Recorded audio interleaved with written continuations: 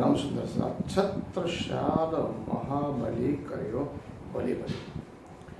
आज का हमारा अध्याय विभूतिखंड 95 महामती श्री प्राणनाथ जी महाराज का आज से 400 साल पहले सामाजिक दृष्टिकोण, मध्यकालीन युग 17वीं सदी, उस समय का उनका सामाजिक दृष्टिकोण कैसा था, उसके ऊपर आज हम विस्तार पूर्वक चर्चा करेंगे। महामती श्री प्राणनाथ जी महाराज के समय में सामाजिक दृष्टिकोण मध्यकालीन युग में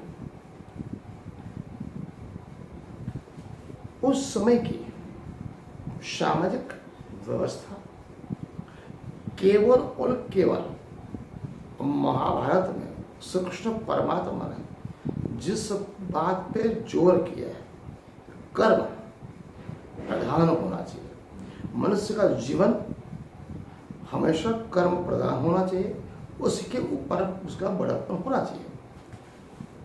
आज श्री कृष्ण परमात्मा को इस ब्रह्मांड से अंतर्ध्यान होने के पश्चात 5000 साल के बाद भी हमारे भरतखंड भारतवर्ष में सामाजिक व्यवस्था कर्म के आधारित न होकर केवल और केवल वर्ण एवं जन्म के आधारित उस समय की सामाजिक व्यवस्था थी।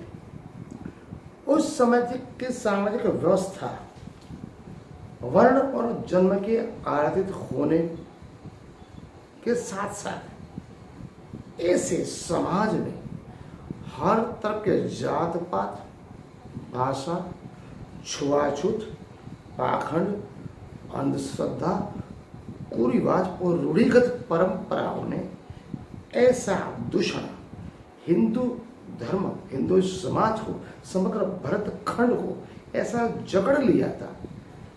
उस समय के जमाने की मध्यकालीन युग के महान संतों, महंतों, महापुरुषों ने उस समय उसी सामाजिक व्यवस्था का भरपूर विरोध किया।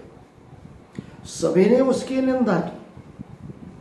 महामती प्राणनाथ ने समाज में फैले हुए ये दूषण, कुरिवाज, छुआछूत की भावना का भरपूर विरोध किया, निंदा की, कटु शब्द में उनका विरोध किया और वही चीज मिटाने के लिए हर हमेशा उन्होंने प्रयत्न किए, उनमें वो 100% खरे उतरे। महामती प्राणनाथ जी महाराज कहते हैं कि परिवार एक सुखी संपन्न आनंद उत्साह रहने वाले एक सुखी संपन्न परिवार सामाजिक जीवन की एक आधार होती। मध्यकालीन युग में या तो उसके पहले जितने भी महापुरुष थे वो समाज में उत्कृष्ट बनाने के लिए छुआछूत, जात पात, वेशभूषा, भाषा भेद को विरोध तो करते थे, लेकिन साथ साथ समाज में वैराग्य, कहने का तात्पर्य यह है कि उनका दृष्टिकोण उस समय पारिवारिक जीवन में वो मनुष्य जन्म जो 84 लाख योनियों के बाद हमें जो मिलता है उसकी मुक्ति या मोक्ष के लिए वो विवाह बंधन को एक मोह माया के अंधकार में घिरे जाने वाला वो विवाह बंधन को मानते थे। प्रभु परमात्मा, प्रभु भक्ति या प्रभु मिलन में वो नारी को, एक स्त्री को, जिस स्त्री से संत, महंत, महापुरुष एवं देवी अवतार जन्म लेते, उस नारी को, उस स्त्री को वो प्रभु भक्ति में, प्रभु मिलन में, परमात्मा के मिलन के लिए, अपने मनुष्य धन की मुक्ति के लिए वो उसको अड़चन रूप मानते थे, भार रूप मानते थे, उसको वो दूषण मानते थे। नारी को उन्होंने पारिवारिक जीवन के एक भार रूप दर्शाए थे। उस समय के महापुरुष नारी का उस समय की परिस्थिति, रास्ते पे चलते हुए कुत्ते बिल्ली से भी बदतर थी। नारी एक जकड़ी हुई जेल के कैदी की तरह उसको रहना पड़ा। किसी भी प्रकार की स्वतंत्रता, जिसमें शिक्षण हो, धर्म हो, स्वतंत्रता हो, आचार विचार, कुछ भी नहीं, उसको एक बंधन में बने रहना पड़ता था। हर समाज की यह परिस्थिति थी। महामती प्राणनाथ जी महाराज में ऐसी सामाजिक व्यवस्था का जिसमें छुआछूत, जात पात एवं स्त्री के स्वतंत्रता के लिए उन्होंने भरपूर प्रयास किया। छुआछूत, जात पात, रंग, वर्ण, वेश, बाधा, अंधश्रद्धा, पाखंड, कुरीरिवाज और रूढ़िगत सभी मान्यताओं का उन्होंने कड़ू शब्द में निंदा की। उसको दूर करने के लिए अथाग प्रश्न किए, ऐसे प्रयत्न किए जिनमें वो 100% खरे होते। उन्होंने एक केंद्रकार एवं वासनामय परिस्थिति के बजाय श्री कृष्ण परमात्मा से मिलन के लिए प्रेम लक्षणा भक्ति, माधुर्य भक्ति में बिना स्त्री बिना नारी के आप कुछ नहीं करते, इस बात का उन्होंने साबित किया।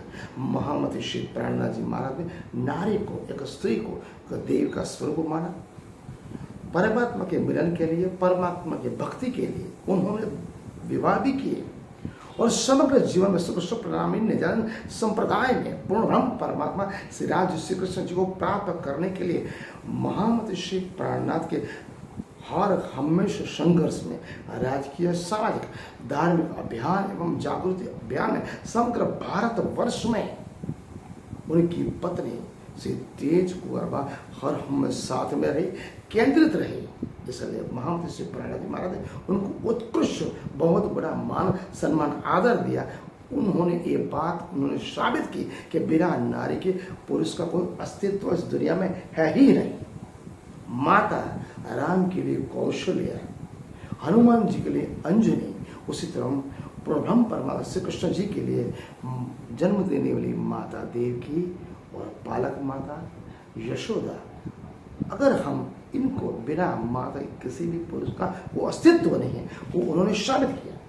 उनके समाज में फैली हुई इसने दूषण सोचनीय परिस्थिति, धर्मों में बाह्य आडंबर, पाखंड, अंधश्रद्धा, कुरीरिवाज ऐसे फैले हुए थे कि उस समय मुगल सल्तनत बादशाह औरंगजेब के संकीर्ण धार्मिक विचार, अत्याचार से समग्र हिंदू मानस निरुत्साह हो गया था, हतोत्साह हो गया था, गुलामी के मानस में जी रहा था। कल क्या होगा किसी को कोई खबर नहीं। साथ साथ धर्मों में फैले रंग, वर्ण, भाषा, भेद, जात पात, छुआछूत से वो अपने आप को इतना निचला स्तर मान रहा था जैसे कि एक छोटे प्राणी हो। महामती श्री प्राणनाथ जी महाराज ने सामाजिक इस व्यवस्था को दूर करने के लिए अथाग प्रयत्न किए। महामती श्री प्राणनाथ ने सामाजिक परिस्थिति में इस फैले हुए जाति पाति, वर्ण, वेग, भाषा के लिए भरपूर प्रयास किए।